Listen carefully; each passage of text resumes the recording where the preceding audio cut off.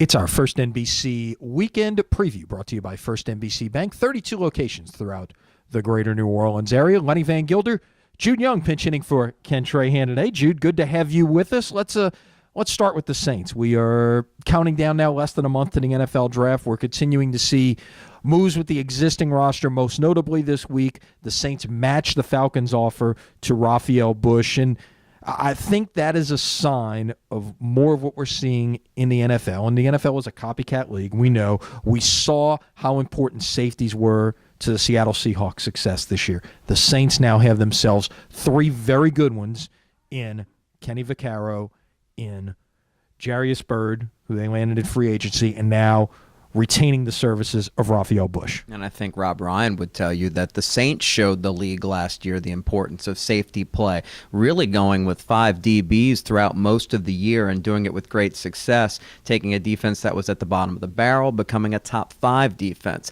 Now, we know the Saints didn't necessarily value Bush at starters money, but in the end, that 2-year contract, the money not too rich for New Orleans to let a guy like Bush go, who will play plenty of snaps this year, despite the fact that the Saints feel like they could potentially have the best starting safety tandem in the league. Again, Bush is going to see plenty of snaps in a pass-happy league. Well, exactly, and that's the thing to remember. How often do you see teams line up with 2 running backs, 1 tight end, and 2 wide receivers?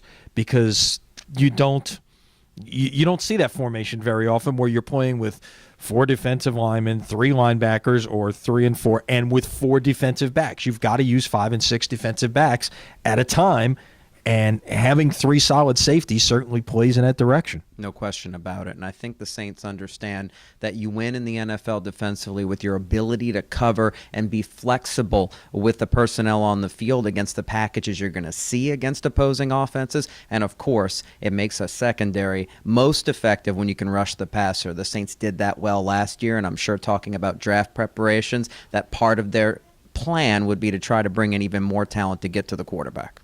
4 weeks away from the start of the NFL draft, by the way. As we switch gears to the other major pro team in town, the Pelicans, 4 games remaining, 2 against Oklahoma City, 2 against Houston. They'll play each of those teams in a back-to-back on the road Friday and Saturday, then bring them back to New Orleans Monday and Wednesday. A lot of uncertainties at this point as we look ahead to these final 4 games in terms of who may be playing and such, but most notably, who's going to be playing on the other side, because depending on how things shake out, both Oklahoma City and Houston could be locked into playoff positioning and maybe looking to rest some regulars heading down the stretch. I'm sure Monty Williams and company will take any break they can as it comes to who they're playing on the opposing team on the floor at any given time, considering all the injuries this year. But regardless of who's out there, it's so important for every player on the roster, developmentally speaking, as well as competition for next year. There's a lot of auditioning going on with the Pelicans that are available to play as Dell Demps and Monty Williams try to figure out what this roster is going to look like next year and who they believe is going to be able to contribute to a team they hope is ready to take the next step towards being a playoff team.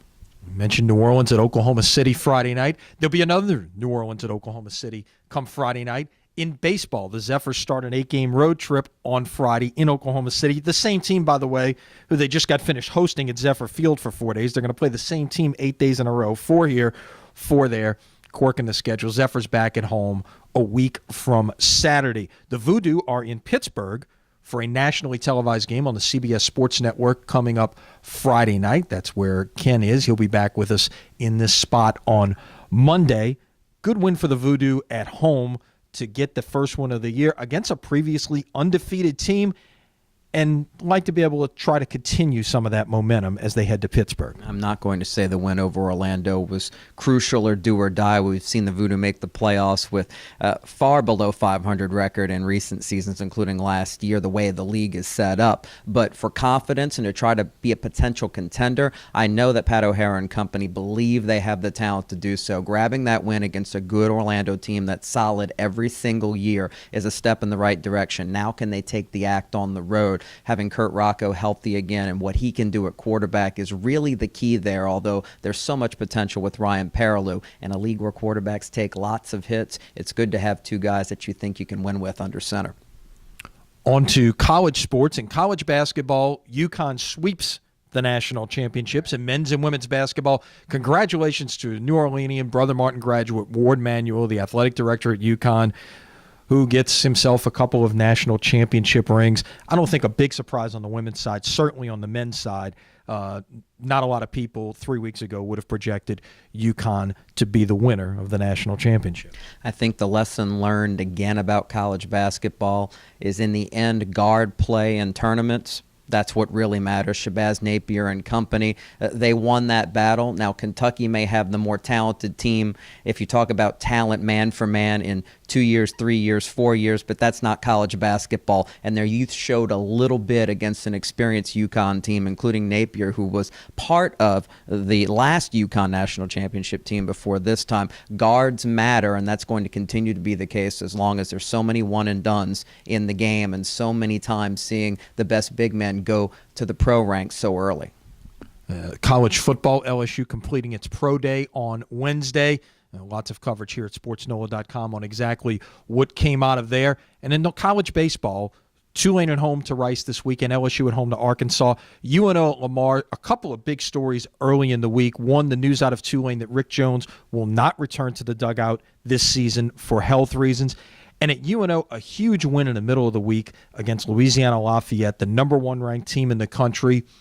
Arguably their biggest win since maybe 2000 when they went to Lafayette 3 days in a row and swept a series to win the Sun Belt Conference regular season title, and one of Ron Maestry's former proteges, Randy Bush's first year at the helm. But as far as Ron Maestry is concerned, probably his biggest win since UNO went to the College World Series in 1984. Well, it's easy to joke, biggest win for Ron Maestry in 30 years, although he had 28 off, so let's be fair. But midweek baseball, anything can happen. The Raging Cajuns probably hit the ball as well as anybody in the country, but they're facing a 5-game week in total, and that stretches your pitching staff. UNO pitched well enough and held on to take advantage. As far as Rick Jones go, it's hard to speculate. You don't know for sure, and you know that Rick has perhaps in the end the decision to make on his own because of what he's done for Tulane for so long. But you have to wonder if he's coached his final game in a college dugout, and you'd hate to see him go out this way without an opportunity to coach a full season and perhaps receive the appreciation he deserves.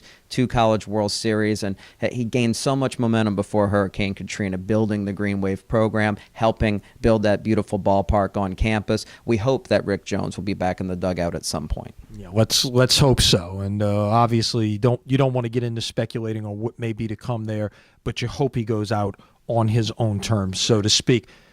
High school baseball, First NBC Bank Prep Showcase returns this Saturday live from Maestry Field at First NBC Ballpark.